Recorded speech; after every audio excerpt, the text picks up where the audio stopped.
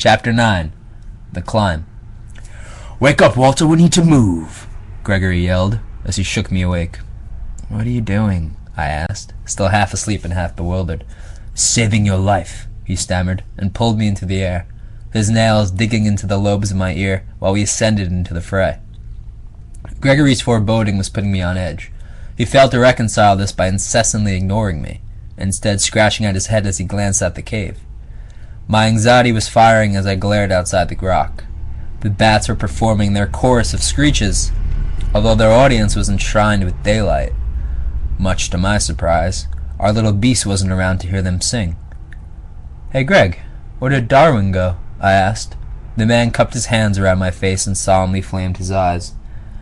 "Can you run?" the madman blurted, his voice rugged and haggard. "Yes," I meekly answered. My feet were far from perfect, but with adrenaline pumping inside me, I doubted they would give me any trouble. I started slipping on Gregory's clown shoes while the fear-monger continued. "Walter, my boy, they are coming. They are coming for us, and we haven't much time," he whispered. His mind darted in and out the cave as he swung his head on a swivel. "Gregory, I don't understand," I panted. When my questions were answered with silence, I couldn't help but fear the worst. His deflection sprouted the thought of an ambush, Darwin dead and hope lost, catastrophic thoughts that clouded my skull the moment I needed it clear. "We aren't going to the falls anymore. They're far too dangerous, but we still have to climb. They won't follow us if we do. Now listen. Listen to me. When I count to 3, the 2 of us will run. No matter where I go or how I move, you must follow me. No matter who chases us or who tries to kill me, you can never stop running. Do you understand?" he fretted.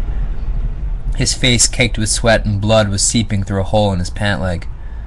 "Why can't you tell—" "Do you understand?" he interrupted, spitting on me while he roared. Yes, I understand," I babbled. He was terrifying me, and I was just about to find out why. "We should wait for Darwin." "1, 2, he interrupted, no longer listening to my nonsense as he readied his feet. Gregory then took one long glance outside the cave towards a flock of mangled trees. They shook back and forth as the morning's wind spewed gusts across the island. At the base near the bark, the briar also shook in a familiar fashion. "Gregory, is there someone out there?" 3! Gregory roared, and then sprinted his guts out through the mouth of the cave. True to my word, I followed hip to hip, without thought or hesitation. The 2 of us had bolted into the unknown, and we did so with company. As we emerged from the bat-riddled haven, dozens of monsters leaped out from the trees, all of them hollering and howling like a pack of rabid wolves. The striped dreadnought was back to lead the cavalry. In his hand was the spear Gregory had thrown, and in his eyes was a fury like no other. A swarm of bats catapulted from their cocoons, attacking our would-be assassins like a horde of flying monkeys. Their distraction only helped for so long as we were being tailed closer and closer with every second that passed. "Keep running," Gregory yelled as we maneuvered through the forest.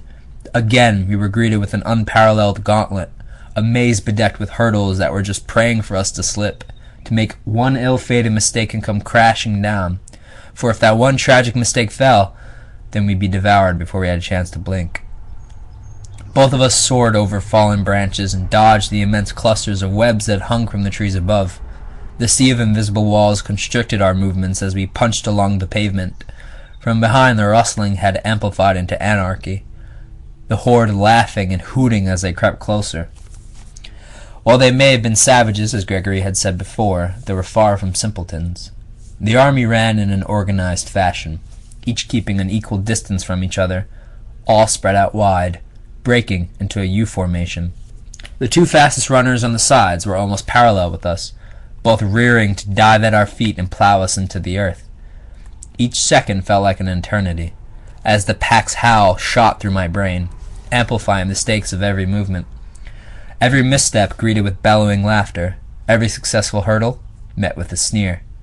I had an entire audience observing me with a microscope, and every single one of them was begging for me to fall.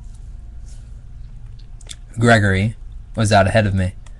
He was much faster than I was, which made it difficult in attempting to mimic every movement he made. The room for error was non-existent, and as a mile of an incline maneuver bled by, if the monsters weren't able to catch me, then exhaustion would. Stakes only rising as on the right side of us the fastest of the bleached demons was closing in. Eventually, fatigue forced me to slow down, and it jumped at the opportunity, spearing its body through my legs. My ankle was crushed by the abomination's arms, and my movement fell paralyzed by its clutch. It wasn't until my forehead smacked atop the rough terrain that I could wiggle my way from the monster's grasp. Luckily, aided by Gregory, who ripped me back onto my feet and pushed me in front of him. "Don't stop! We're almost there!" he gasped, as more of the beast dove at our legs. They trampled over each other, pummeling to the ground like a stack of dominoes. To evade their grasp, the two of us kicked up our heels, firing against their outreached hands, pounding through their fingernails while they wailed in defeat. A noise that drowned in the screaming of my heart. It hammered like a beating drum as my animal instincts guided me through our harrowing wilderness. My fleeting strands of hope drained out of me as my legs grew tight and stiff. My muscles were failing me, and my air sacs were almost ready to collapse. I couldn't run for much longer. I knew my capabilities. Despite the sputtering window for survival, it spawned one redeemable thought. Maybe if I fell, Gregory would get out alive. Out ahead was the face of the falls, marked by a stretch of large boulders that stretched high above the earth. They protruded in the sky like floating lily pads atop the ocean's atmosphere.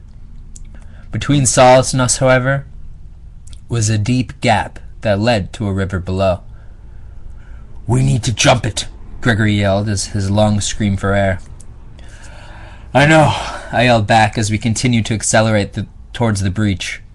Our window of opportunity was fleeting fast, as we didn't have many seconds left before the beast would snatch us.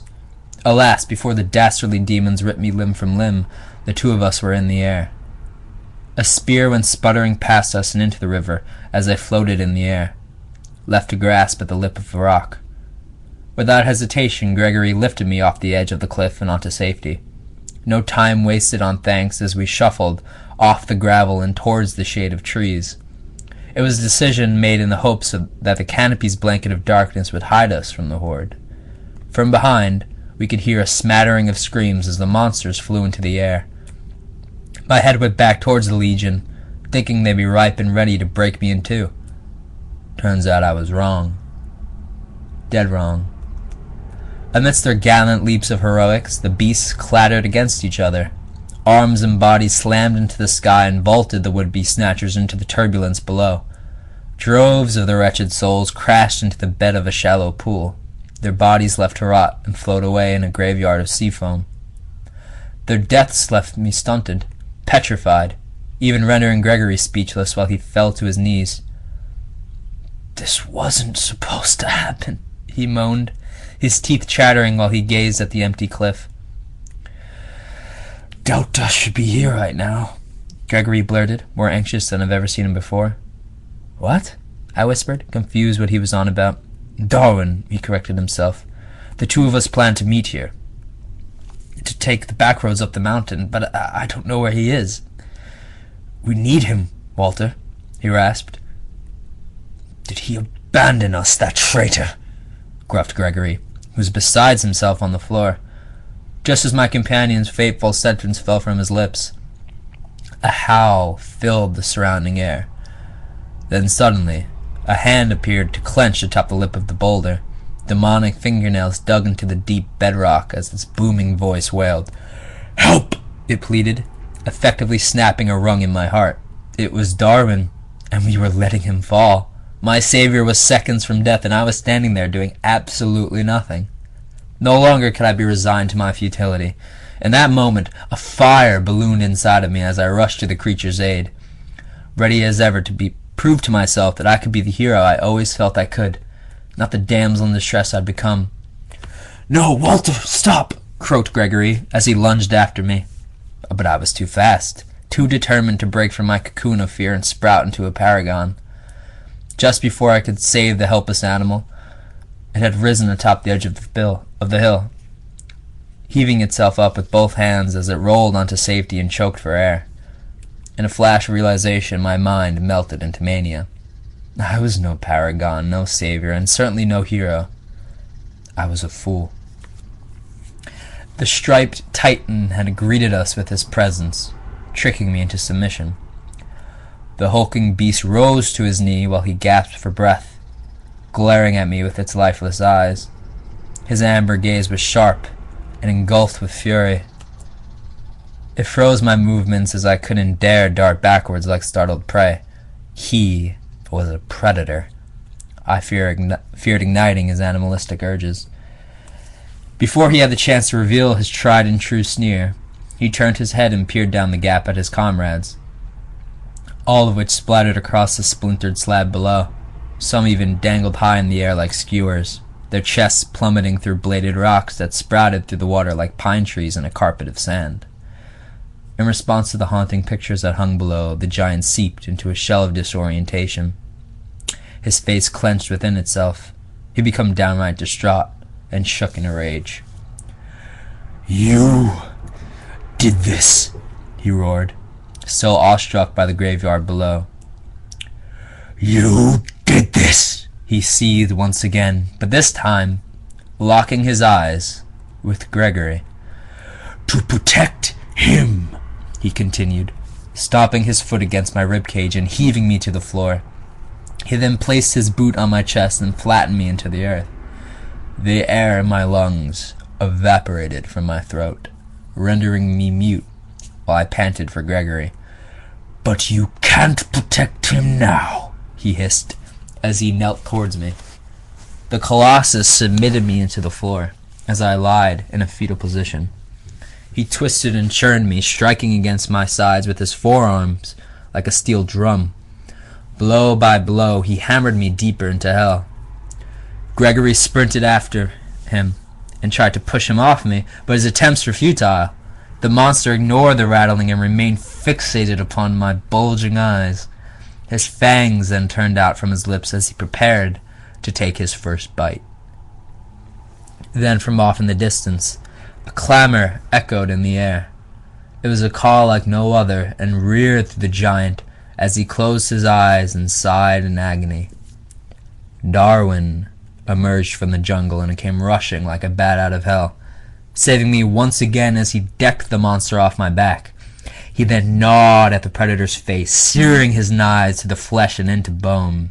The titan's once loud roars had fizzled into cries of torment.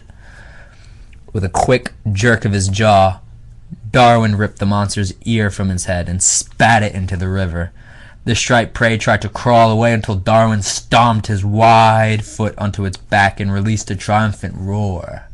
He then placed his arm tight under the monster's jaw and with a quick tug, snapped its neck.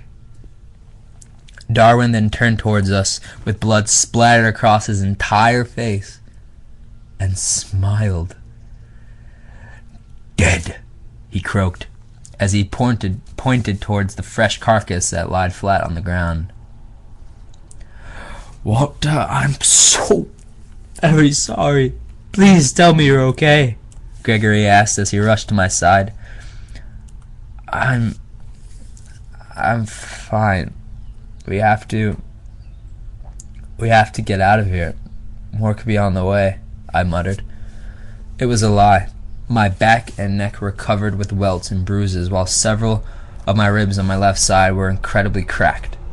The truth is, I didn't want to waste time complaining. I had done enough of that already. Sadly, I wasn't able to hide the pain in my voice as Gregory hovered above me, worried as ever.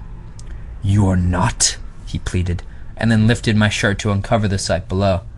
My skin was already rising, painted in strokes of plum and onyx as contusions cradled along the crevices in my cage. "So we climb?" I asked Gregory as he shook his head in peril. "Under no circumstance." "No, Gregory, we are climbing. I will not waste more time down here waiting for another army to slaughter us. Not when we're this close," I cried. It took some convincing, but he agreed. We'll move slowly, and we'll move carefully. I can still take us there, he affirmed, nodding his head while he eased me to my feet. And it felt like a grenade had detonated below my heart, but I could still move. That's all that mattered where we were going. I was left glaring at Darwin, who stood atop the giant, pale and heartache, tears drizzling down his face while the sun simmered from above, lighting the gory stage in all its glory. You can speak? I asked Darwin, who smothered the tears from his eyes and kicked the corpse off the cliff to join his dead companions. His head lingered on the floor while he nodded. No. Like the creature just before. He spoke to Gregory, clear as ever, just like a human. Just like me, I stammered. He speak, not me, the creature grunted, deflated, while I looked on at him like never before. What are you hiding from us, monster? Gregory asked, scolding my savior while he stood coated in blood. For that question, Darwin heaved back a nasty glare at my companion, his breathing intensifying out through his mouth while his chest pattered up and down. Look, we just want answers. You're not in trouble, I assured the creature. My attempts to counterbalance Greg's suspicions were earnest. I did not wish to harm the animal's feelings, and if acting as the good cop to Gregory's bad would achieve that goal, then I was more than interested. Moments drizzled by while Darwin attempted to calm himself. His mind left racing as a question hung in the air. It seemed as if he didn't know how to answer, and the longer it had to wait, the more I worried what his response would be. He then pointed to the top of the falls, high in the air beside the crown of the mountain. Answers, he exclaimed. I knew it, Walt. We cannot! Please stop, I pleaded with Gregory, who was still roiled in an adrenaline-fueled frenzy. Look, I understood the man's frustration, this sinking feeling of how little the creature actually offered. A multitude of questions still lingered on my tongue, but I knew it wasn't the right time to interrogate, to corner an animal until it snaps. I then approached the beast, who was inching backward towards the boulder's edge, subtly trembling in fear. It's okay, I gently said, as I neared closer to the creature. My hands then delicately cupped around the edges of his face, similar to how Gregory had done before. Thank you. So very much, I exclaimed, beaming at the monster whose grimace faded into joy. Together we melted into a tight embrace as he rested his head on my shoulder. I trust you, I whispered to the creature, who felt like a child in my arms. It was the truth. He had ripped me from the claws of death once again. I couldn't articulate to him how grateful I was for another chance. Somehow, someway, those chances always came, but the feeling never fled. Every time they struck to my core and breathed new life down my spine. Darwin had reignited my purpose, and had given me an even better reason to embark on my ascension. Hunger would have to wait, for it was answers that stood atop the mountain, and I was more than willing to climb. Are you still coming with us? I asked the animal, who sparked back an eager simper. Yes, he cheered, as he scuttled towards the trail. There will come a time when your kindness kills you, Walter Mai, said Gregory, as he marched forward. Perhaps, but not today, I vowed, hurrying to join my companions as our journey began. Our first steps along the trek were effortless. The path we carved out from the face of the mountain was a far easier route than the steep tower that hung inside the island's crater. By an easier route, I mean it did not require the ability of flight or a magical hidden elevator. Our chances of succeeding had soared from improbability to possibility, a change that helped relieve gallons of worry. The path's presence was mainly unknown to us prior, due to the vast group of trees that towered above us in the sky. Their leaves were cartoonishly wide and helped cloak any sight of the hidden passage. It was as if the trail was masked and not intended for use. Over time, the mountain's roads grew in difficulty. We were treated with arduous stacks of boulders that sprung through the gravel's skin. Defeating each soaring foe was becoming a terrorizing task, so much so that Gregory felt the need to equip his latest invention. The man grabbed at my jeans and pulled the harness out from his pocket. "My father always used to tell me that we never truly know who we are until we challenge ourselves," said Gregory, as he strung the knotted vines through the belt loops in my pants. In his view, our minds are tricked by the thought of an ideal self. All of us fantasize about being brave in the face of adversity, but none of us know, do we? We always think about standing up for others and ourselves, no matter the cost, constantly ignoring the deafening emotions that plague our present selves. Instead, we think our future selves would be different. For some nonsensical delusion, we think we will be better.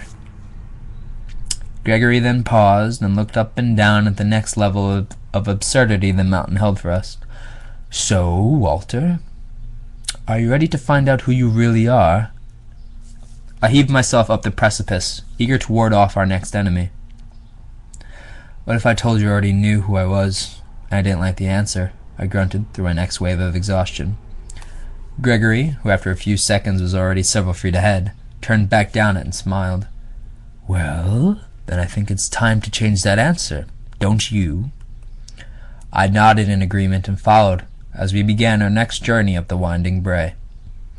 Every step made with meticulous effort, avoiding any loose or deceptive footing. It was a task almost impossible due to the entire flank being glossed in dirt. Finding a steady rhythm was crucial, and yet, despite the already severe circumstances, the sky added another ingredient to our horror. Clouds swelled around us and croaked into dark gray. It wasn't long before they oozed droplets of rain atop our heads.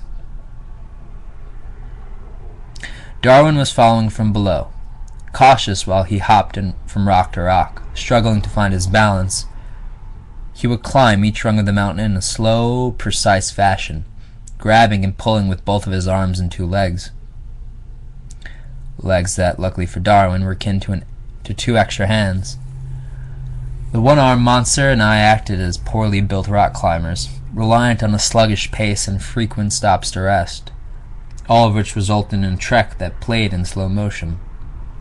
We'd spent hours atop that mountain, moving upwards but never really going anywhere. After a while, fog consumed the sky above, and I had forgotten how far we were from the top, left to assume miles still stretched between us. Conversely, Gregory's movements seemed effortless, as if he had climbed the mountain thousands of times, often having to freeze himself so the vines would stop pulling me from above. Keep in mind, this man was climbing without his shoes, completely barefoot. His tube socks miraculously remained dry, deep in his cargo pockets. I remember him telling me that, "The last thing you need is trench foot, Walter. Keep your socks parched and your body happy. I've seen men lose their entire foot due to that deadly disease. I wouldn't want you to follow suit." There was scarcely a moment where the man ceased to sprinkle down advice from above. It was likely his only form of entertainment, while he waited for the two of us to catch up. "Follow every step I take, Walter. We are a team here, buddy. We have to be one person, symmetrical movements and thoughts. We climb as one and fall as one. Remember this, Walter," he would often repeat, only amplifying my anxiety, knowing 2 heartbeats rested on my shoulder. More stories and anecdotes were shed along our travels, ranging from the time Gregory hiked atop Mount Kilimanjaro to the moment in which he proposed to his beloved. Each of these fables helped to fight the scars of time, but in all likelihood, they were a measure of the man's cunning. He had realized that what was forming around us. Snaps of lightning sparked the sides of the great rock with a monstrous force, while sound diffused into a relentless howling of wind. These forces, coupled with rain slamming against the surrounding gravel, had spun quite the riptide of fear. Gregory was aware we didn't feel safe. And so, the more he spoke, the less we thought about the truth. The lingering fact all 3 of us had realized: we had made a mistake. There were no flying eagles ready to plop us from our death trap. We were alone in orbit.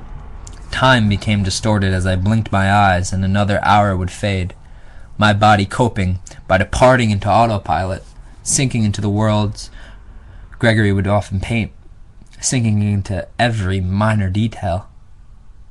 After much time had passed, I could not keep up my war of repression. Darkness was fast approaching, and my body was deteriorating at an even greater pace. Each pull up the mountain dug lacerations deeper into my palms. My ribs had felt like they were trying to escape out from my skin, pushing out through the outer coverings and bulging through my sides. Each passing breath was becoming harder to produce as miles of altitude continued to take its toll. Eventually, I came to the realization that I wasn't alone in my suffering. From time to time, on the rare occurrences of flat land, Gregory would stop and clutch his feet, which sat blistered and foaming with blood. They had created a trail of scarlet that would trickle down from the slope above, sputtering with the passing rain, traveling by both Darwin and I, with its final destination a plummet hundreds of feet into the foggy abyss below. It was a resting place I thought we would both soon share. Alas, once Gregory's words evaporated, I was left to crawl into my own delusions, busy trying to solve a troubling puzzle that was forming in my head. Do you know how everybody says to never look down when you're climbing? Well, this wasn't an issue for me. Thick gray fog blocked any sight I had further than 20 feet, and as time crept by, the cushiony pillow of clouds below me became ever so alluring. All I had to do was let go and it would all end. My body would feel rested, my mind would be clear. For the first time in years, I would feel completely safe. As quickly as that thought entered my brain, it exited as I shook my head in resistance. "Greg, we have to stop," I yelled, my voice croaking as my next rock pull shot pain past my knuckles and down my wrist. "And do what? We can't just hang here like knackered Nancy's. There is no place to stop, my friend, and we are on a never-ending cliff. I'm surprised you don't understand that fact," replied Gregory. His voice had snapped in an unfamiliar, frustrated tone. He was losing hope, and confirmed my need for us to stop. "Please, we can't do this. I can't hold on much longer," I pleaded. Desperation was an emotion I rarely shared with other humans. It was a feeling I often felt but never put into words. When your life is hanging by a thread, revealing shameful emotions only becomes harder. "Quit! A wonderful solution, Walter. An easy one to achieve. Because it is so easy, it should never be your choice, young one. Anyone can achieve an easy goal, and you don't want to be like everyone else, do you? You are better than a mere anyone. You are special, Walter. Start acting like it," bellowed Gregory from above. Teetering towards the edge of death was the last place on earth to be teaching life lessons.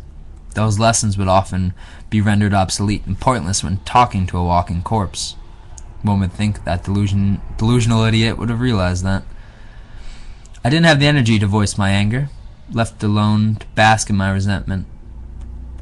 Any misstep would have ended my life, and despite my foolish thoughts, that was not something I wanted to happen. Thus, terror and worry were the only feelings I had time for, and no matter what that insane companion of mine said, I knew he felt it too. "Walter, you appear frightened," Gregory bellowed from above as I slithered towards him. "Observant as ever," I gruffed, heaving myself parallel to Mr. Freud. "Well, do tell. What do you fear?" he asked. Water was spiking onto our backs, thunder was raging in the air, and darkness was bleeding around us. Despite this, Gregory had felt the need for a little chit-chat. The man, as always, never ceased to boggle my mind. "I feared dying," I croaked, my foot slipping below before it planted tightly against the wall of stone. "Is that all?" he asked, amused by my answer. "I fear dying alone, on this island, by myself, without a soul left to care. I fear missing out on the vast gifts of life I've told myself to hate. I fear never seeing my mother again, never seeing her face or hearing her voice. I fear that my mind is slipping and that I'm reverting back to that same 12-year-old boy who could never cope." Honesty was spilling out of me. It had felt like they'd never get another chance to be spilled. that my final minutes were approaching, that they'd all remain as soaring weights atop my gravestone. Saving my list of horrors was a peculiar sensation. Feeling the rare twinge of them atop the forefront of my brain was immensely humbling, and met with thunderous laughter. Ah! Just as I suspected. Irrational fears through and through, cackled Gregory. Are you kidding? I wailed, deflating within myself as each lunge up the boulder felt like a puncture through my shoulder blade. Not in the slightest. Simply observing, replied Gregory. You see, Walter, the list of fears humans are born with is incredibly short. As we grow old and weather, that list grows, but in essence, only two need remain. A measly two, Walter. Can you imagine that? Loud noises is the first, an innate survival trait, I'm sure, built to protect us from immediate physical harm. There's no way to remove that fear, and for good reason. Now, many of your fears are different, specifically designed to protect you from an everlasting emotional harm. Tragic in some respects, but a tragedy that can be erased with a slice of a cognition, he continued. Although, to be fair, it was possible he was attempting to divert his ears from the sound waves Gregory was spewing. Fear of loneliness, fear of loss, fear of sadness, and yes, even fear of death. These are all taught to us. Lessons that, like any other, can be retaught, reshaped into anything we'd like them to be. Ideally, you transform a fear into a strength, an individualized trait that removes the power that fear holds over you. If you are able to harness those reshapings, if you are keen enough, life becomes rather easy. So long as you avoid loud noises, he exclaimed. So what are you suggesting? I asked, no longer able to move amidst the man's pummeling of hysterics. From above, the madman shrugged his shoulders and continued his ascension. I say we start with your first fear. Fear of death is by far the most common, but as several soldiers can tell you from eastern countries, it is highly malleable. In fact... What was the second fear, Gregory? I interrupted, curious why he ignored it. The what? He asked, pretending not to have heard me, as if his hanging chad would be left floating in the ether. You said humans possess two innate fears. One is fear of noises, and the other wasn't mentioned, I pointed out. Gregory then peered his head down into the ocean of fog that boiled below us, sighed gulps of deflation while he turned back around. It's the fear of falling, but I worry that would have ruined my argument, he admitted. Nevertheless, as I was saying, your fear of death is trivial, a microcosm of what makes you human, and yet you fail to conjure the only redeeming trait humans contain, the ability to use abstract thought. You see, abstract thought is the fuel that birthed philosophy, psychology, and plenty of other majors that seem to never reward their students with a decent salary. Regardless, that doesn't render their findings invalid. If anything, if they seek to still study the material despite the dearth of pay, it only elevates their... Gregory's words had stopped, as he hung petrified in the air. In case you haven't realized yet, Gregory was not the sort of man to stop speaking on a dime. His mouth would run until somebody had to hold his tongue, so the lack of sound worried me, especially as his body froze, only swaying left to right with the heavy winds. What is it? Did we make it? I asked, hoping for an end to our long journey. Darwin had rushed up right below me and screeched in a panic. I looked down and saw his eyes ahead, with his fangs bare out from his mouth. Gregory maneuvered to his left to reveal the sight from above. Towering overhead, clinging to the edge of the cliff, was a black, winged beast. The monstrous swan dipped its head down towards us, a mere 15 feet away. Round, luminescent eyes pierced through the fog and analyzed our every move. An orange gaze that ceased to blink or waver. A bulk of its being remained cloaked by the silvery gloom in the sky. An outline persisted, but was something I troubled to identify. Something I never thought could even exist. It was almost 8 feet tall, with a wingspan that stretched nearly double that. We'd been greeted with a dark abomination that I could only dream of. Its beak remained closed as it dove its nightmarish face closer and closer. Gregory began praying as our end was becoming clear. I waited with bated breath for any form of instruction, but was left with an eerie silence as the monstrous bird prepared for its next meal. Darwin's screeches heightened, soaring through the gusts of wind and hail, zooming past the abomination as it remained unflinching. Consumed by a sudden frenzy, he then slapped at my leg until I scooted over and offered a clear path up the remains of the mountain, a path that led towards the towering beast, whose eyes were moving closer as every second ticked by. Eyes like hot spotlights roaring through the gray clouds in the air, now fixated upon my little friend.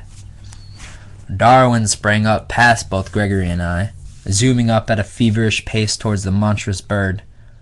Rocks came tumbling down from above as the two creatures inched closer, ready to clash.